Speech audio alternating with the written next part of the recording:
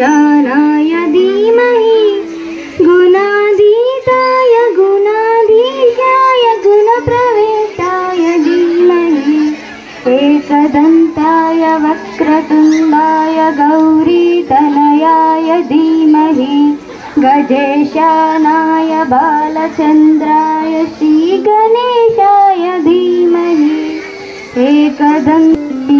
Thank you. స్మృతికి అధిపతి. ఒక చేతిలో పాశం, ఒక చేతిలో అంకుశం, ఇంకో చేతిలో మోదకం.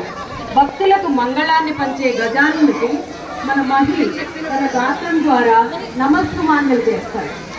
నాయక వినాయక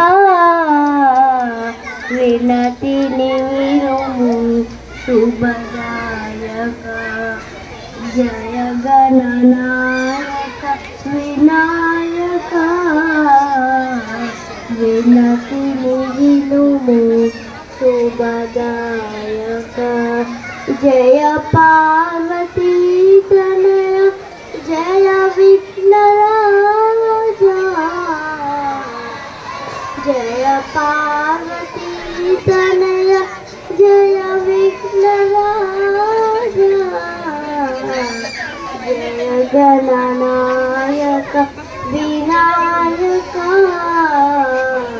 వినతి నిలుము శుభదాయక ఏ పూజలు చేసినా ఏ నోములు నోచినా ఏ సేవలు చేసినా ఏమని వేడినా ఏ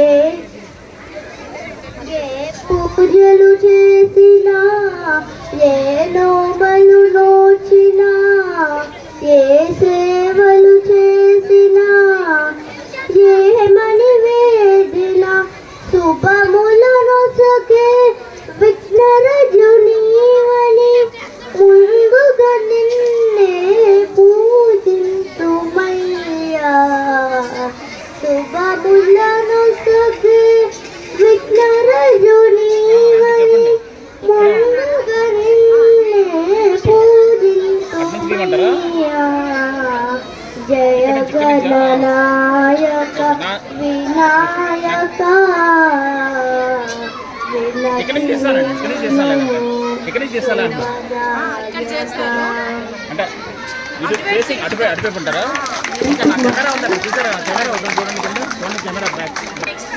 అంటే వాహనం ఎలుక అని. ఇప్పుడు చిన్నారి ఎలుక ఎలా వాహనం అయ్యింది అనేది ప్రదర్శించబోతున్నారు.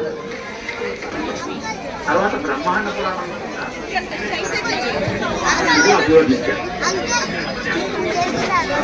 వినాయకుడికి అద్భుతంగా అభివర్ణించారు. అంటే తన జెండాపై ఎలుక చిహ్నం కలవాడు అని అర్థం. ఇక ఈ మూషికం అంటే ఎలుక విఘ్నేశ్వరుడికి వాహనంగా మారిన వృత్తాంతం ఏంటంటే పూర్వం క్రౌంచుడనే పేరు గల ఒక సంగీత విద్వాంసుల దేవత ఉండేవాడు. ఒకసారి అతడు దివ్యగానం చేస్తూ మైమరచి పొరపాటున వామదేవుడనే ముని కాలు తొక్కాడు. అప్పుడు ఆ వామదేవుడనే ముని ఆగ్రహించి అతన్ని ఎలుకవు కమ్మని చెప్పించాడు. అప్పుడు క్రౌంచుడు తనది తెలియక చేసిన పొరపాటుని మన్నించమని వామదేవుడిని వేడుకున్నాడు. కొంతసేపటికి వామదేవుడు శాంతించి నా శాపం తిరుగులేదు, నీవు మూషికంగానే అంటే ఎలుకగానే ఉంటావు, కానీ దేవతలందరూ నీకు నమస్కరించేటంతటి గొప్ప పదవి నీకు లభించబోతుంది అని ఆశీర్వదించాడు. ఇక మూషిక రూపం పొందిన ఆ క్రౌంచుడు నవతాకారం దాల్చి తనకు ఎదురైన ప్రతి వస్తువును నాశనం చేయడం మొదలుపెట్టాడు. ఒకసారి పరాశర మహర్షి విఘ్నేశ్వరుడిని తన ఆశ్రమానికి ఆహ్వానించాడు.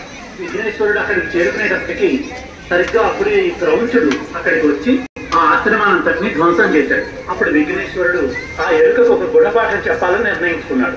క్రౌంచుడిపై తన ఆయుధమైన పాశాన్ని ప్రయోగించాడు. ఆ పాశం క్రౌంచుడి కాళ్ళు చేతులు బంధించి అతని మెడకు తగులుకొని ఆ క్రౌంచుడిని గణేశుడి వద్దకు ఈడ్చుకొని వచ్చింది. క్రౌంచుడు విఘ్నేశ్వరుడిని చూడగానే తన్మయుడయ్యాడు. అతడిలో భక్తిభావం పులకరించింది. తన తప్పులన్నీ క్షమించమని కరుణించమని వేడుకున్నాడు. అతడి ప్రార్థనకు విఘ్నేశ్వరుడు ప్రసన్నుడయ్యాడు. అప్పుడు క్రౌంచుడు తనను వాహనంగా స్వీకరించమని విఘ్నేశ్వరుడిని ప్రార్థించాడు.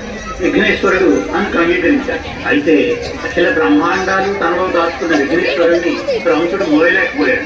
గణేశ, నా మీద దయగలచి నీ భారాన్ని తగ్గించుకో, నాకు అనుకూలంగా ఉండేలా తేలికగా తయారవు అని క్రౌంచుడు గణేశుడిని ప్రార్థించారు. గణేశుడు అందుకు అంగీకరించి ఆ మూషికం తనను తేలికగా మోయగలిగేలా తన భారాన్ని తగ్గించుకున్నాడు.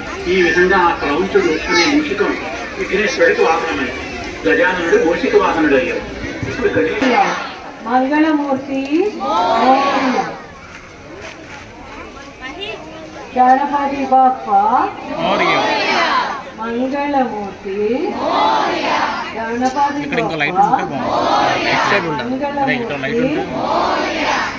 ప్రతి సంవత్సరం గణపతి భక్తులు మొక్కలు పెట్టి మనందరినీ ఆశీర్వదించి తిరిగి కైలాసానికి చేరుకుంటారు. కానీ గణేశుడి ఆశీర్వాదం మనతో ఎల్లప్పుడూ ఉంటుంది. ఆ జ్ఞానం, ఆ బలం, ఆ ప్రేమ మనందరినీ కలిపి నడిపించుగాక. మా నాటికని ఇప్పుడు పాత్రధారుల పరిచయం. విఘ్నేశ్వరుడుగా చిరంజీవి నిత్య, మూషికాసురుడుగా చిరంజీవి శివ, ఋషిగా చిరంజీవి అశ్విన్, మూషికంగా మారిన మూషికాసురుడు చిరంజీవి సాకేత్,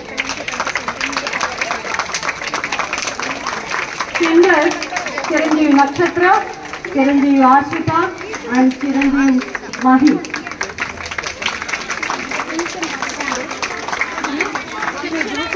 మా నాటకం మీరందరూ ఆనందించి ఉంటారని ఆశిస్తున్నాము. చిన్నారులు మీ కర్తవ్యం మీకు మరొక్కసారి అభినందించారు. Thank you.